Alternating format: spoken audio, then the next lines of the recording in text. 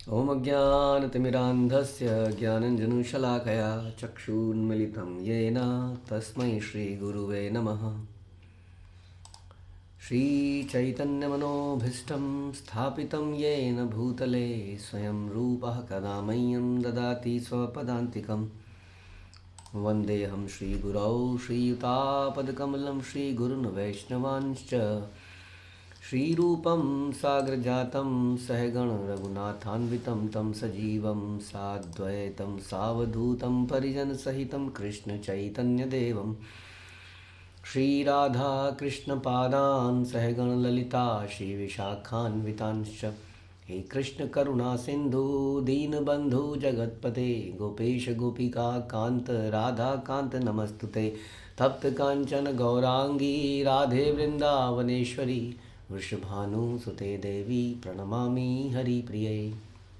वाञ्छाकल्पतरुभ्यश्च कृपा सिन्धुभ्येव च पतितानां पावनेभ्यो वैष्णवेभ्यो नमो नमः। जय श्री कृष्ण चैतन्य प्रभु नित्यानंद श्री अद्वैत गदाधर शिवासादि गौर भक्तवृंद। हरे कृष्णा कृष्ण कृष्ण हरे हरे हरे राम राम राम हरे हरे। नमो विष्णुपादाय कृष्णप्रेष्ठाय भूतले श्रीमते भक्तिवेदान्तस्वामिन्निति नामिने। नमस्ते सारस्वते देवे गौरवाणी प्रचारिणे निर्विशेषशून्यवादी पाश्चात्यदेशतारिणे। जय जय श्री चैतन्य जयो नित्यानंद जय अद्वैत चंद्र जय गौर भक्त वृंद। जय जय श्री चैतन्य जयो नित्यानंद जय अद्वैत चंद्र जय गौर भक्त वृंद। जय जय श्री चैतन्य जयो नित्यानंद जय अद्वैत चंद्र जय गौर भक्त वृंद। श्री चैतन्य चरितामृत आदि लीला चैप्टर 9 प्रेयर संख्या 42। एतावज्जन्मं साफल्यं देहि नामिह देहिषु प्राणैरर्थे धिया वाचा श्रेयाचरणं सदा। यह हर जीव का कर्तव्य है कि वह अपने जीवन धन बुद्धि तथा वाणी से दूसरों के लाभ के लिए कल्याण कार्य करे। And this is the difference between एक इंसान और एक जानवर में अंतर है। ये इंसान क्या है, अपने लिए तो सब जीते हैं, जानवर सारे जानवर अपने लिए जीते हैं, लेकिन जो दूसरों के लिए जीता है और उनका कल्याणकारी कार्य करता है वो महात्मा है वास्तव में। और कल्याणकारी कार्य हम खूब डिटेल में समझ चुके हैं कि वास्तविक कल्याण क्या है। किसी को 10 रुपये निकाल के दे देना, 100 रुपये दे देना या वटेवर को अमाउंट दे देना ईजी है। खाना खिला देना ईजी है, कंबल बांट देना ईजी है, क्योंकि उससे मेरी दिनचर्या पे कोई फ़र्क नहीं पड़ता है। थोड़ा सा भी अगर सुकृति किसी के अंदर है और वो समझ जाता है कि मेरे पास इतना है कि मैं आई एम सेफ रह के खेलना, सेफ इन द सेंस पैसा और मेरा जो भी मेरे सामान है, तो उसमें से थोड़ा सा कुछ बूंदें टपका देना, उससे बल्कि एक फील गुड होता है। बट कल्याणकारी कार्य फील गुड नहीं है। हम लोग अक्सर संसार में फील गुड के लिए ये सब कार्य करते हैं। कई बार पक जाते हैं मशीनों के साथ खेलते खेलते, तो कुछ भूखे लोगों को खिला देते हैं, उनके हंसते हुए चेहरे देखते हैं, तो एक फील गुड फैक्टर है उसमें। बट कल्याणकारी कार्य बहुत मुश्किल है। कल्याणकारी कार्य में आदमी अपने आप को झोंक देता है, अपने आप को समाप्त कर देता है। हाँ, जो कि इन कार्यों के लिए क्या समाप्त करना है आपको, कंबल बांटना, ये बांटना है ना।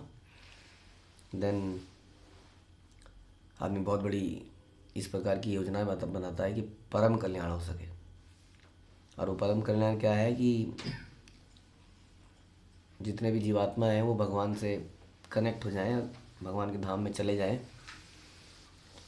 जो भी संसार में आता है उसको इस संसार में दुख भोगना अनिवार्य है, चाहे कितनी भी अच्छी फैमिली में क्यों ना आए, कितना सुंदर शरीर क्यों ना लेके आए, कितना बल क्यों ना, कितनी बुद्धि क्यों ना लेके आए। हम देखते हैं कि बड़े बड़े साइंटिस्ट, पीछे बहुत बड़े साइंटिस्ट थे आप जानते हैं, और शरीर से अपंग से थे। तो कुछ ना कुछ समस्याएं भोगनी पड़ती है। बुद्धि भी हो तो भी कुछ समस्या है। तो असली प्रॉब्लम ये है कि हम इस संसार में हैं, then there will be some problem. तो कल्याणकारी क्या है कि लोग इस संसार से हम भगवान के धाम में वापस जा सकें। तो वही असली कल्याणकारी कार्य है। इसलिए उसके लिए चैतन्य महाप्रभु ने हर जगह पर इस हरिनाम को बांटा, इस फिलॉसफी को दिया, जिससे कि लोग अपने को समझ सकें और फिर समझने के बाद दूसरों के प्रति कल्याण कर सकें। इससे भगवान की कृपा मिली। यह इदम परमम गुह्यम मद भक्तेशो विधाशति भक्तिमयी प्राम कृत्वा मामे वैश्यति संशय। मेरी भक्ति करके मेरे धाम में जाएगा, इसमें कोई संशय नहीं है, भगवान कह रहे हैं। कौन? यह इदम परमम गुह्यम मद भक्तेशो विधाशति। जो इस ज्ञान को दूसरों को बांटेगा, उसमें मद भक्तेशु बोला गया ताकि जिसके अंदर श्रद्धा है, श्रद्धावान को जो बांटेगा वो क्या है, मेरी भक्ति प्राप्त करेगा और मेरे धाम को आएगा, इसमें कोई संशय नहीं है, भगवान कह रहे हैं। न च तस्मात् मनुष्येषु कश्चित में प्रियकृतमः भविता न च में तस्मात् अन्य प्रियतरो भुवि। और उससे प्रिय कोई कभी हुआ ही नहीं है, न कभी होगा, ये भी बता दिया इसमें, जो ऐसा करता है। इसलिए परम कल्याणकारी कार्य यही है वास्तविकता में। बाकी कल्याणकारी कार्य तो भगवान ने पहले ही चला रखे हैं, है ना। Water department, food department, medicine department, इस सैनिटेशन डिपार्टमेंट और लाइट एंड साउंड डिपार्टमेंट, भगवान ने सब खोल रखा है। आकाश है, सूर्य है, चंद्रमा है, कीड़े मकोड़े हैं, क्या करते हैं? सफाई। कहीं पर आप कोई चीज़ छोड़ के जाओ, अनलेस कि वो मैन मेड प्लास्टिक हो, जो कि समस्या है, आप देखेंगे कि थोड़ी देर में वो जगह वो साफ चट ख़त्म। हाँ, कहीं मल भी त्यागता है आदमी, आदमी देखेगा थोड़ी देर में, थोड़े दिनों में सफा चट समाप्त। ज़बरदस्त डिपार्टमेंट है, कोई हड़ताल नहीं है इसमें। भगवान के डिपार्टमेंट में सफाई अपने आप होती है। यहाँ पर आप देखोगे किसी भी गांव में कहीं भी जाओगे, आपको इधर उधर पत्ते कूड़ा कुछ पड़ा होगा, लेकिन वो गंदगी महसूस नहीं होगी। लेकिन आप किसी शहर के किसी ऐसे कस्बे में जाओगे या कहीं भी जाओगे, गंदगी महसूस होती है, क्योंकि जो ह्यूमन जो हमने बनाई चीज़ें हैं वो जो पड़ी होती है ना इधर उधर, ढक्कन, बोतल, पन्नी, हाँ, कितना गंदा सा लगता है। और किसी और जगह जाएंगे आपको, ठीक है, पत्ते गिरे हुए, ये गिरे हुए, और धीरे धीरे सड़ते रहते हैं अपने आप। और भगवान का मैंने बता रहा हूँ कि हम क्या परोपकारी कल्याणकारी कार्य करेंगे। ये जो संसार से चीज़ रिलेटेड कार्य, परोपकारी कार्य है, भगवान ने ऑलरेडी इतना कुछ दे रखा है। तो फिर भगवान कृष्ण प्रेम भी क्यों नहीं देते? देते हैं, आते ही हैं उसको देने के लिए। और बाकी का काम अपने भक्तों को बोलते हैं, अब आगे का काम आप करो। तो कई सारे कल्याणकारी कार्य चल रहे हैं। सफाई अभियान, गांव गांव में लाइट है कि नहीं? बट गांव गांव में लाइट तो भगवान ने पहले ही पहुंचा रखी है। देखा जाए तो गांव गांव में पानी भी भगवान ने पहले ही पहुंचा रखा है, हर जगह व्यवस्था है। ऐसा थोड़ी है कि जब से हमने ये पाइपलाइन शुरू करी तब से लोगों को पानी मिलना शुरू हो गया। हाँ कितने सालों से, मुझे लगता है पहाड़ों में अगर देखा जाए तो पिछले 100 सालों में या 150 सालों में गांव गांव में पाइपलाइन आई होगी। और जनसंख्या तो पता नहीं कब से है ना। लोग कुआं खोदते थे, नीचे से पानी निकलता था। तो व्यवस्थाएं भगवान ने कर रखी हैं, गांव गांव में पहले से ही व्यवस्था कर रखी है सारी। तो ये वाली व्यवस्था है। अब दूसरी व्यवस्था क्या है इसके अलावा, जो परम कल्याणकारी कार्य है कि गांव गांव में भगवत गीता, गांव गांव में हरिनाम, जगह जगह पृथ्वी यत नगर आदि ग्राम सर्वत्र प्रचार हुई मोर नाम। ये जो कार्य है ये परम कल्याणकारी कार्य है, इसको करने की आवश्यकता है। तो इसलिए बता रहे हैं कि हर जीव का कर्तव्य है। कैसे करे इस कार्य को? अपना जीवन लगा दे इसमें, बता रहे हैं। अपने जीवन, धन को लगा दे, बुद्धि को लगा दे और वाणी को लगा दे। इस तरह से सब कुछ मांग लिया यहाँ पर। ये क्या कह रहे हैं? प्राणैर अर्थैर धिया वाचा श्रेय आचरणम सदा। एत्वा वज्जनम साफल्यम देहिनामिह देहिषु। प्राणैर अर्थैर धिया वाचा, प्राण से जीवन, अर्थैर धन से, धिया बुद्धि से, वाचा वाणी से, हर चीज़ को इस कल्याण कार्य में लगा दे। और इससे भगवान क्या होगा, इससे क्या प्राप्त होगा? न च तस्मात् मनुष्येषु कश्चित् में प्रियकृतमः। हम सबसे प्रिय बन सकते हैं भगवान के, अगर हम इसको लगा दें तो। और देखिए अगर आप इसको नहीं लगाएंगे, आप इसको समेट लेंगे अपने पे ही, तो एक दिन वो ज़बरदस्ती खींच के ले जाते हैं। आपने देखा ना वो अजामिल की फ़ोटो, वो बांध के खींच रहे हैं ऐसे, मतलब घसीट लेंगे वहाँ से, अंदर निकाल लेंगे तो भी चला ही जाएगा। वाणी या तो भगवान के नाम में अवरुद्ध हो जाएगी या फिर अनंत समय में कफ के कारण अवरुद्ध हो जाएगी, आवाज़ नहीं निकलेगी। तो इसलिए इसको बेहतर है इसका सदुपयोग करें, इसको भगवान की सेवा में लगा दें। जिस धन को माना भगवान की सेवा में नहीं लगाया जाता है, वो धन कलयुग का वास बन जाता है, कलह का वास बनता है। वो जब ये धन एक्यूमुलेट हो जाता है ना, सड़ने लगता है, ये गंदगी पैदा करता है, ज़बरदस्त गंदगी पैदा करता है। इसलिए प्रभुपाद कहते थे, Prabhupada was always not in the view कि धन संचय किया जाए। प्रभुपाद कहते हैं जो धन आया है उसको कहीं ना कहीं प्रचार कार्य में लगना चाहिए। वो मंदिर बनाओ, प्रसाद बांटो, एक्यूमुलेट मत करते जाओ। एक्यूमुलेट कर दोगे कहीं पर तो क्या होगा, बड़ा अट्रैक्शन का कारण बन जाएगा और वो एक बहुत ही अपशगुन लेके आएगा उस जगह में। क्योंकि आपने एक्चुअली में काइंड कैसे कहते हैं ना कि हमारे प्राचीन के लोग नदी में बांध बनाने को भी सही नहीं मानते हैं। नदी कल्चर, अरे बांध नहीं बनाना चाहिए। तो संचय कर लिया ना आपने, तो आपने जो नेचुरल फ्लो था चीज़ों का उसको रोक दिया कहीं ना कहीं। उसी तरह से धन का वो फ्लो है, वो लक्ष्मी जी को आई है संसार में, तो उनकी ज़रूरत है ना, ताकि प्रचार कार्य में लक्ष्मी जी लगें। तो हमने उसको संचित कर लिया तिजोरियों में, तो वो क्या है, वो कलह का सोर्स बन जाता है। हाँ, और वो हमें आनंद नहीं देता है। प्रॉब्लम ये हम लोग संचय किस लिए करते हैं, ताकि हम आनंद में रहें, राइट, मज़ा आए, एंजॉय कर पाएँ, लेकिन वो आनंद रह ही नहीं पाता है। वो ऐसी सिचुएशन क्रिएट हो जाती है। तो वास्तविकता में वो हमें आनंद वो मिलेगा ही नहीं होने के बाद भी। और यदि इसको हम भगवान की सेवा में लगा लेंगे तो वो इससे परम आनंद प्राप्त होगा। तो भाग्य की देवी का मतलब केवल भाग्य समझना पड़ेगा। भाग्य किसको कहते हैं? भाग्य धन को नहीं कहते हैं। भाग्य, सौभाग्य, हाँ, किसको कहते हैं? जहाँ पर प्रसन्न खिले हुए चेहरे हो, प्रसाद पा रहे हो तो आनंद से पा रहा हो आदमी प्रसाद, यही भाग्य है। प्रसन्न चित चेहरे, प्रसाद में आनंद, नाच गा रहा हो, और ये सारे सिम्टम आपको देंगे इस्कॉन के भक्तों में। प्रसन्न चित चेहरे, चाहे ब्रह्मचारी है बेचारा, बेचारा नहीं है, परम सौभाग्यवान है, ब्रह्मचारी है, हम सोचते हैं बेचारा है, वंचित रह गया। किससे? हमारे कलह से, गृहस्थी के कलहों से वंचित रह गया। तो परम प्रसन्न चित चेहरा, खान पान में कोई समस्या नहीं, नाचना गाना, ये है वास्तव में भाग्य है।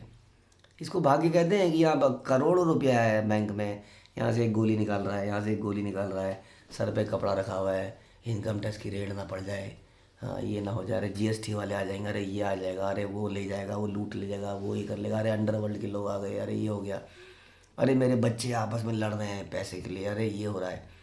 बहुत सारी प्रॉब्लम लेके आता है। इसलिए हमें इसको, जीवन को, धन को, बुद्धि को, भगवान वाणी को भगवान की सेवा में लगाना चाहिए। लगा देंगे तो ये क्या करेगा, ये सौभाग्य क्रिएट करेगा। हाँ, धनम धर्मा तथा सुखम, हाँ, धनम धर्मा तथा सुखम। धन से धर्म का कार्य जब करेंगे तो सुख प्राप्त होगा, वास्तविक सौभाग्य तब प्राप्त होगा।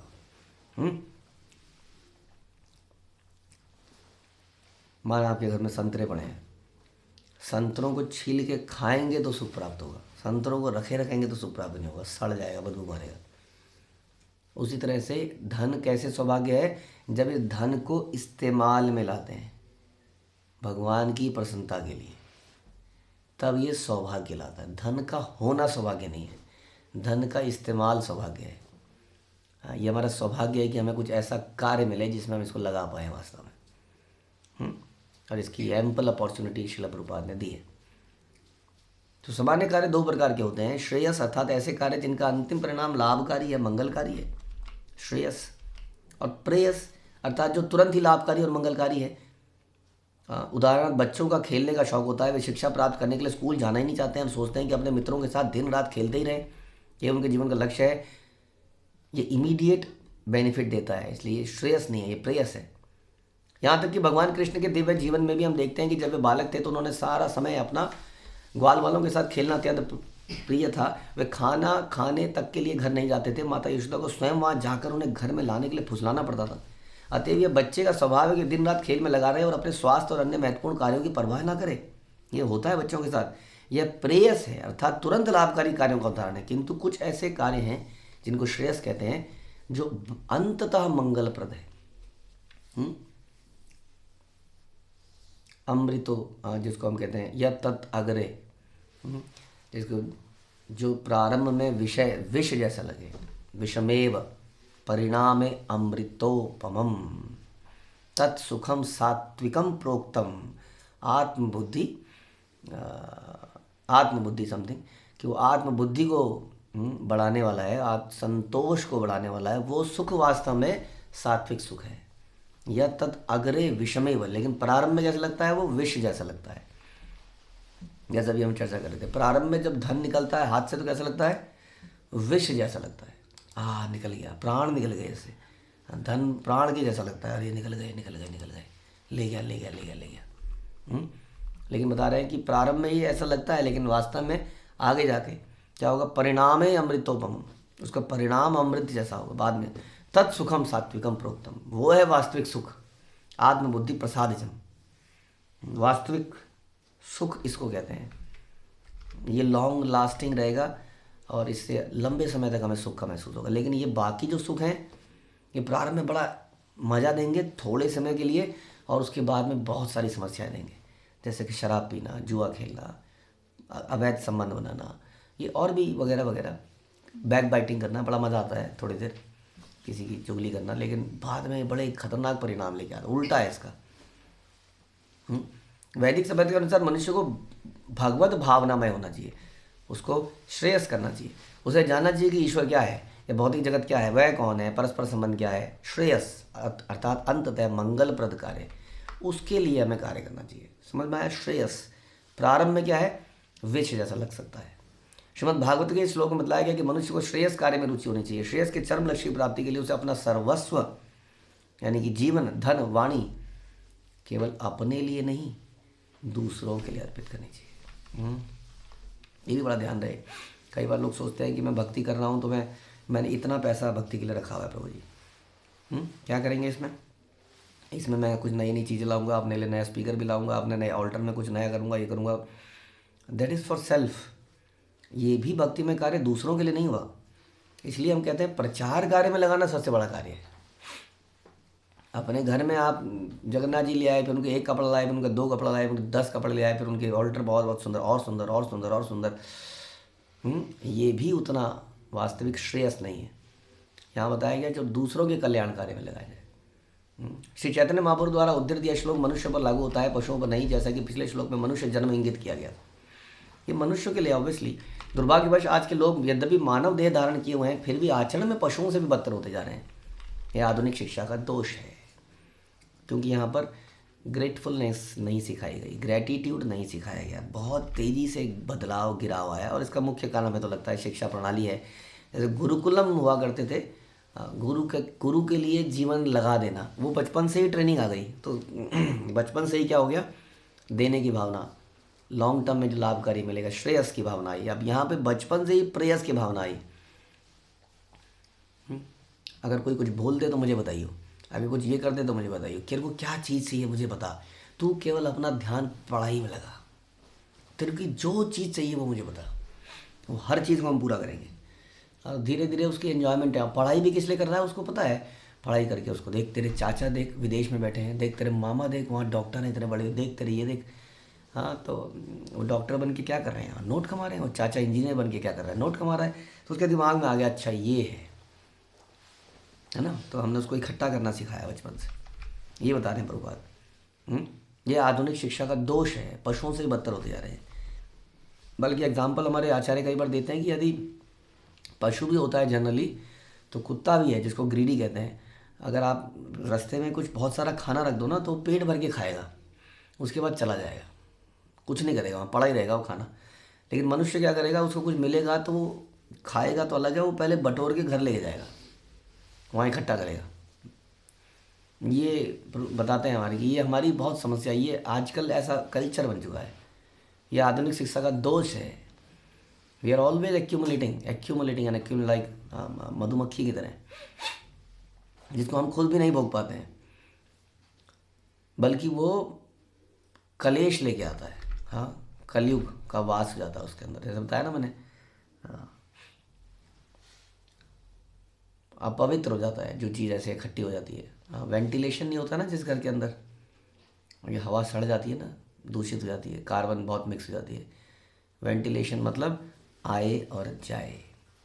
हाँ, अभी मैं एक एग्जांपल दे रहा था कि अगर आपको सांस लेनी है तो सांस छोड़नी पड़ती है पहले। है अमर ने, मैं तो सिर्फ सांस मैं दूंगा कुछ भी नहीं, ला ला ला ला ला ला लाला हो जाता ना वो, लाला जी जो कहते हैं ला ला ला। इस प्रकार हर चीज़ में वो ला ही कहता है।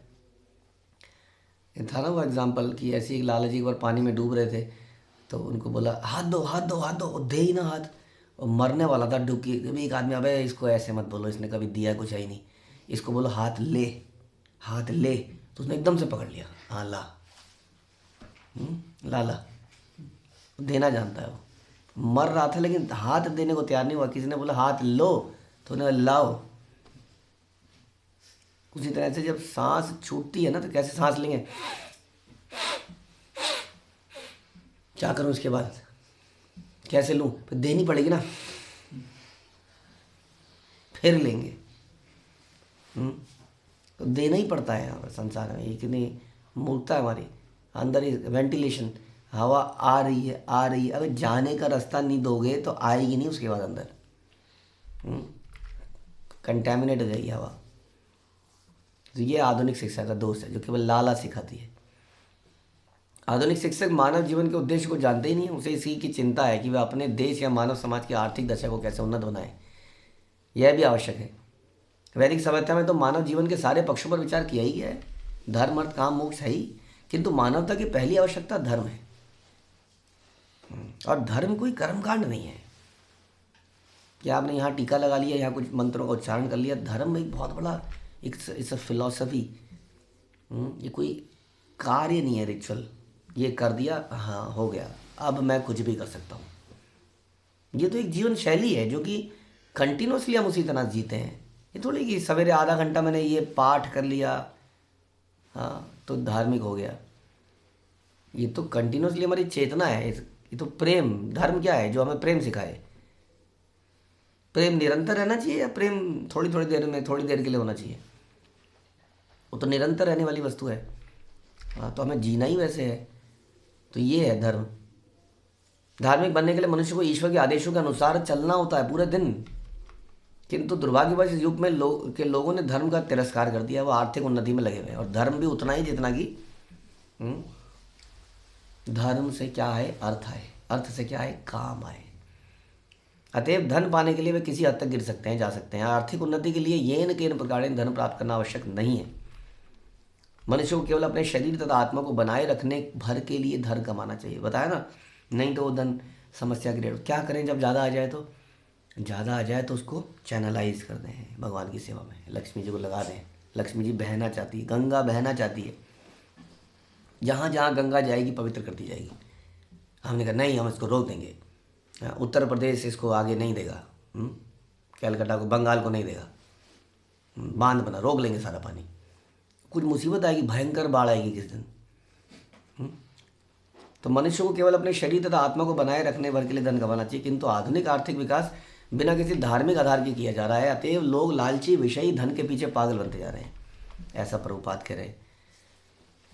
वे केवल रजोगुण तथा तमोगुण को विकसित कर रहे हैं और प्रकृति के अन्य गुण, सत्वगुण, ब्राह्मण गुणों की उपेक्षा कर रहे हैं। इसलिए सारा समाज अस्त व्यस्त दशा में है। भगवान के अनुसार बुद्धिमान मनुष्य का कर्तव्य है कि वह इस तरह कर्म करे कि मानव समाज जीवन के चरम लक्ष्य को आसानी से प्राप्त कर ले। ऐसा ही श्लोक विष्णु पुराण में भी आता है, जो नीचे दिया गया। प्राणिनामुपकाराय यदेवेह परत्र च कर्मणा मनसा वाचा तदैव मति मान भजेत। बुद्धिमान मनुष्य को चाहिए कि वह अपने कार्यों, विचारों तथा शब्दों से ऐसे कर्म करे जो सारे प्राणियों के लिए इस जन्म में तथा अगले जन्म में मंगलकारी हो। फिर से एक और श्लोक बता रहे हैं कि मनुष्य जीवन को जीना कैसे चाहिए। फिर बता रहे हैं अपने लिए तो जिए तो क्या जिए, तू जिए दिल जमाने के लिए। हाँ, और पिक्चर वालों को भी थोड़ी अकल थी आज से 50 साल पहले। हम्म, अब के गाने सुनते हैं आप लोग? सुनना भी नहीं चाहिए। वहाँ तो Urvashi Urvashi, take it is Urvashi. Urvashi ज़्यादा परेशान होने की जरूरत नहीं है, मैंने तुम्हें छोड़ दिया, तुम्हें दूसरा मिल जाएगा, डोंट वरी। अब ये है, और पहले क्या था, अपने लिए खुद के लिए जिए तो क्या जिए। तो ये उनको भी नॉलेज थी, ये कह तो रहा हूँ, ये हमारे कल्चर के अंदर था। इसलिए पिक्चर बनाने वाले के भी इतना करप्ट नहीं करवाए लोग। इसलिए बता रहे हैं कि यहाँ पर फिर से बता रहे हैं कि अपने कार्यों को, विचारों, सब चीज़ों से क्या करें, इस प्रकार कार्य करें जो सबके लिए कल्याणकारी हो, अगले जन्म में मंगलकारी हो। इसका लक्षण मिलता है इतने विशाल मंदिरों का होना। और अब मिलता है वो तिराहे में एक कोने में एक जगह थी, हाँ, वहाँ पर मंदिर बना लेते हैं, सड़क के बीच में वहाँ मंदिर बना लेते हैं। एक जगह पर बार बार गाड़ी का एक्सीडेंट हो रहा है, वहाँ पे काली शिव जी का मंदिर बना लेते हैं, एक्सीडेंट से बचाव हो जाएगा। अब ऐसे बनते हैं मंदिर किसी कोने में, जरा से खोपचे में। और उसके कंपेयर में पुराने मंदिरों को देखिए, क्योंकि सब लोग प्रोफ्यूजली दिया करते थे ना उसमें कल्याणकारी कार्यों के लिए। वो इतने विशाल मंदिर, आज की डेट में बंगले नहीं होते हैं ऐसे बड़े बड़े लोगों के, ऐसे ऐसे मंदिर है हमारे, देख सकते हैं हम लोग। परम कल्याणकारी कार्य करे जाते थे, परम कल्याणकारी। तो ये बता रहे हैं यहाँ पर कल्चर, बुद्धिमान मनुष्य को कह रहे हैं, ये बुद्धिमान मनुष्य, पागल नहीं है वो। क्यों? क्योंकि उसका क्या होगा, वो श्रेयस है, वो अंत में परिणामे अमृतोपमम, वो अंत में उस अमृत को प्राप्त करेगा।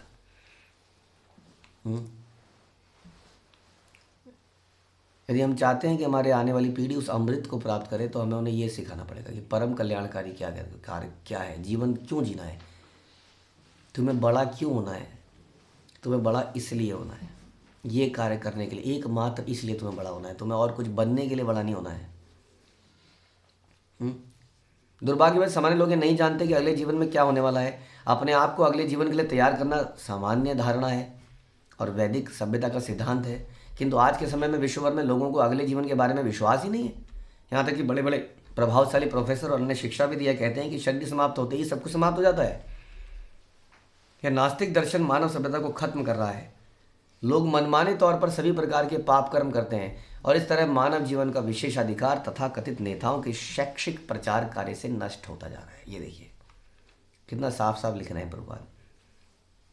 कुछ दिन पहले मैं एक इस्कॉन गुरुकुल में गया था वृंदावन, वहाँ के जो प्रिंसिपल थे उनसे बात हो रही थी, तो यही चर्चा हो रही थी कि कई बार लोगों का ये आता है क्या करना है, ये लोग हमारे भक्त लोग भी इस्कॉन में भेजना नहीं चाह रहे हैं स्कूलों में।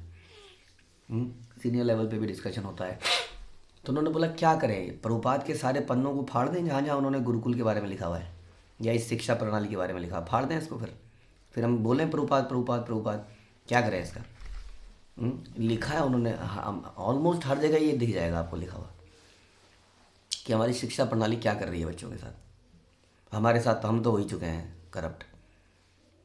कह रहे मानव जीवन का विशेषाधिकार तथा कथित नेताओं के शैक्षिक प्रचार कार्य से नष्ट होता जा रहा है। वास्तविकता तो यह है कि यह जीवन अगले जीवन की तैयारी के लिए है। विकास के क्रम में मनुष्य अनेक योनियों और रूपों से होकर गुजरा है और यह मनुष्य जीवन उसके लिए इसे श्रेष्ठ जीवन प्राप्त करने का एक सुअवसर है। द ओनली प्रॉब्लम इज कि सरकार कह रही है 8वीं क्लास तक कोई फेल नहीं होगा, लेकिन 9वीं क्लास में फेल हो सकता है। ये बड़ी समस्या हुई है। जानवर योनि में कोई नीचे नहीं गिर सकता है, लेकिन मनुष्य योनि से नीचे गिर सकता है। इसलिए 9th class is very important, है ना। आप जितने लोग स्कूल पढ़े हैं वो जानते हैं 9th में बहुत लोग लुढ़कते हैं। स्कूल को भी पता होता है अगले साल बोर्ड है, लुढ़काओ, इनकी चेतना जगाओ, बड़े ईगो में घूम रहे हैं। 2 टफ पेपर 9th में, आगे बढ़ने के लिए टफ 9th, वैसे ही आगे बढ़ने के लिए टफ मनुष्य शरीर। यहाँ पर कुछ करना पड़ेगा। अभी तक तो अपने आप चले आए थे, अब ऐसा नहीं होगा। सवेरे आलू के परांठे, शाम को ब्रेड पकौड़ा, और दिन में ऑफिस में पाव भाजी। हाँ, हम किसी का बुरा तो कर ही नहीं रहे, अपने घर में जी रहे हैं, किसी का कुछ ले रहे हैं क्या? हाँ, सब्जी खा रहे हैं, मीट भी नहीं खा रहे हैं, तो अपने आप कुछ होगा नहीं यहाँ पर। जैसे हम जानवर के जीवन, हम जानवर में हमने कुछ करा था? गाय थे माना आप, घास खाई आपने, उसमें भी कुछ नहीं किया, ऐसा क्या कर लिया उसमें? तो इसमें भी वही करेंगे। जानवर और मनुष्य में फिर भी अंतर तो रहेगा ही ना। कबूतर भी ये प्रभुपाद कहते थे दाना खाता है, बंदर भी कंद मूल खाता है, दोनों भोगी होते हैं एक नंबर के। तो it is about sense gratification, engaging the senses, भगवान की सेवा में उन सेंसेस को लगाना, ये है मानव जीवन वास्तव में, दूसरों के कल्याण कार्य में लगाना। और बता रहे हैं कि जो लोग देवताओं की पूजा करते हैं वो देवताओं के बीच में जाते हैं, भूत प्रेतों की करेंगे तो भूत प्रेतों में जाएंगे, जो वे ऐसे जीवों के बीच में जन्म लेंगे जो अपने पूर्वजों की पूजा करते हैं, और जो मेरी पूजा करेंगे मेरे साथ रहेंगे। इसलिए मनुष्य चाहे तो देवलोक जा सकता है, पितृलोक भी जा सकता है, चाहे पृथ्वी में रह सकता है, या भगवत धाम वापस जा सकता है, या नीचे गिर सकता है। वास्तव में अधो गच्छन्ति तामसा, बताते हैं भगवान, नीचे गिर सकता है। भगवान कहते हैं मैं उनका जन्म नीचे की योनियों में देता हूँ। लेकिन जो भगवान की भक्ति करता है, त्यक्त्वा देवम पुनर्जन्म नैति मामेति स्वर्जम, कृष्ण को तत्व से जानने वाला इस शरीर को त्यागने के बाद फिर से नहीं आता, भगवत धाम चला जाता है। शास्त्रों में यह ज्ञान उपलब्ध है और लोगों को इसे समझने का अवसर दिया जाना चाहिए। इसके लिए धन, शक्ति, मनसा, प्राणेर, अर्थेर, धिया वाचा सबकी आवश्यकता पड़ेगी। यदि कोई एक जन्म में भगवत धाम नहीं जा पाता तो वैदिक सभ्यता उसे अवसर प्रदान करती है कि ऊपर के लोगों में चला जाए, चलो स्वर्ग में जाए, कम से कम पशु जीवन में ना पतित हो। आज के लोग इस ज्ञान को महान विज्ञान होते हुए भी नहीं समझते क्योंकि वो अशिक्षित हैं। ऑल्दो लिटरेसी रेट बढ़ चुका है लेकिन वो अशिक्षित है। लोग बड़े सेंटिमेंटल हैं वास्तव में। हम देखते हैं बहुत सारे लोग पढ़ाई लिखाई पे लगे हुए हैं, कोई किसी नदी के किनारे पढ़ा रहा है, कोई किसी गांव में जाके पढ़ा रहा है। हाँ, सतोगुणी लोग हैं। प्रॉब्लम ये है कि उन्हें लग रहा है कि ये ABCD, ये प्लस माइनस और ये सिखा के वो दूसरों का कल्याण कर लेंगे। ये बहुत बड़ी समस्या हो गई है। ऐसे ही कई सारे प्रयास चल रहे हैं। कुछ झुग्गी झोपड़ी वाले लोगों को, दुकान में जो छोटे छोटे बच्चे काम करने लगते हैं ना, उनको कोई व्यक्ति पढ़ा रहा है। ऐसे बहुत सारे लोग पढ़ा रहे हैं, रोज़ शाम को पढ़ाता है वो, क्या वही मैथ्स, इंग्लिश, हिंदी। बट बहुत बड़ा क्वेश्चन ये है कि एक बच्चा जो है अपने घर में मखमल में सो रहा है, कार में घूम रहा है, और एक बच्चा एक दुकान में बर्तन मांज रहा है, शाम को बेचारा पढ़ रहा है। तो क्वेश्चन क्या माने इसको मानने उसका दुर्भाग्य है कि वो ऐसी जगह में चला गया। बट इंटेलिजेंट आदमी सोचेगा ना, यार ये दुर्भाग्य भाग्य बनाता कौन है? कौन सन की आदमी है ये जो कुछ बच्चों को प्लेट मांजने के लिए भेज दिया? दिमाग खराब है क्या? ये क्वेश्चन नहीं बनता। ये हमारे हाथ में नहीं जी, हम क्या सोचें। हाँ, कुछ तो है समस्या, कुछ तो प्रॉब्लम है, बेचारा बच्चा बर्तन मांज रहा है। ऐसा नहीं सोच सकते हम, क्योंकि ये संसार जो है इस खतरनाक सिस्टम है। इसके अंदर ज़बरदस्त सिस्टम बने हैं इसके अंदर। कैसे हम माने इस बात को कि ये गलती कर रहे हैं भगवान इस चीज़ के लिए?